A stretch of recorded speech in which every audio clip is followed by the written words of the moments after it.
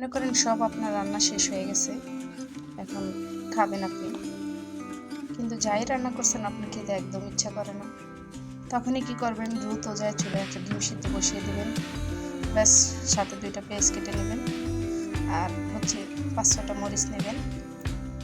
তো আমিও ঠিক তেমনই করতেছি, আমি যেটা করি আর কি, মানে রান্না শেষ কিন্তু একদম খেতে ইচ্ছা করতেছে না, 6টা মরিচ নিলাম, একটা পেঁয়াজ, একটা ডিম সিদ্ধ করে নিলাম, একটা ফ্রাই প্যান বসিয়ে দিলাম চুলাতে।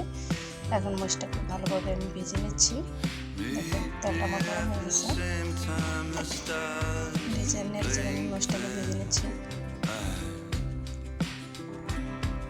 তা আমার ভিডিওগুলো কেমন লাগে অবশ্যই আপনারা কমেন্টে জানাবেন, ভালো লাগলে লাইক করবেন, শেয়ার করবেন, সাবস্ক্রাইব করে পাশে থাকবেন, পাশে থাকা বেল আইকনটি প্রেস করে দেবেন যাতে আমি নোটিফিকেশন, আমি অন্য কোনো ভিডিও ছাড়ার সাথে সাথে নোটিফিকেশন আপনারা পেয়ে যান।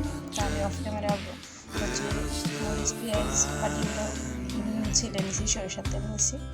এখন ভালোভাবে লবণ দিয়ে হচ্ছে আমি মরিচটাকে ভেঙে নিতেছি, হাতেই করতেছি, আপনারাও হাতেই করবেন। কিছু কিছু ভর্তা হাতে মাখাও কিন্তু অনেক মজা হয়। তো ভালোভাবে আমি মরিচটাকে ভেঙে নিচ্ছি।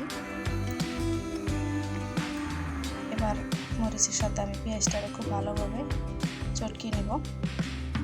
মানে আমার হঠাৎ করে মনে হয় আপনারা চাইলে এই ভর্তাটার সাথে মসুরি ডাল দিতে পারেন, আলু সিদ্ধ করে দিতে পারেন।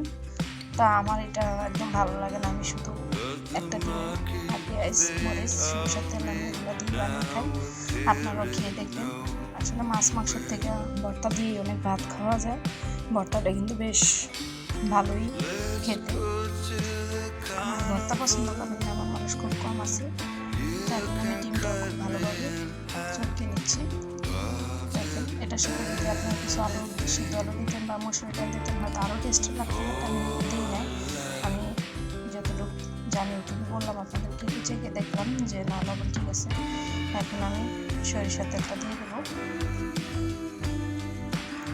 সরিষার তেল ছাড়া এই ভর্তাটা একদমই মজা না। আর আপনারা যদি ঝাল আরও খেতে চান অবশ্যই ঝালের পরিমাণ বাড়িয়ে দেবেন। এখন সরিষার তেল দিয়ে আমি ভালোভাবে আবার মেখে নিচ্ছি।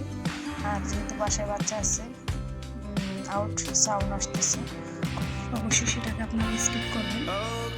আমি ইতিমধ্যে আমার ভর্তাটা রেডি হয়ে গেছে। একটা ভাজা মাছ নিলাম আর একটু জাল খেতে তো আমি পছন্দ করি, বোমাই মরিচ নিলাম, যে যেটা যেভাবে খায়। তো আমি এখন একটু খেয়ে দেখাচ্ছি, সামনে তো আর আসতে পারতেছি না, বাট আপনারা নিজেরা এভাবে একবার বানিয়ে খেয়ে দেখবেন। যদি ভালো না লাগে তাহলে কমেন্টে এসে আমাকে বলবেন যে আপু আপনি কি দেখালেন তো মজা লাগে না, তাহলেই হবে। খুবই মজা, আর বিশেষ করে এটা কিন্তু গরম ভাত ছাড়া একদমই মজা লাগে না, ধোয়া ওরা ভাতের সাথে খেতে হয়। খুবই মজা হয়েছে, খুবই দুর্দান্ত হয়েছে। তো আমি আর ভিডিওটা বেশি বাড়াবো না।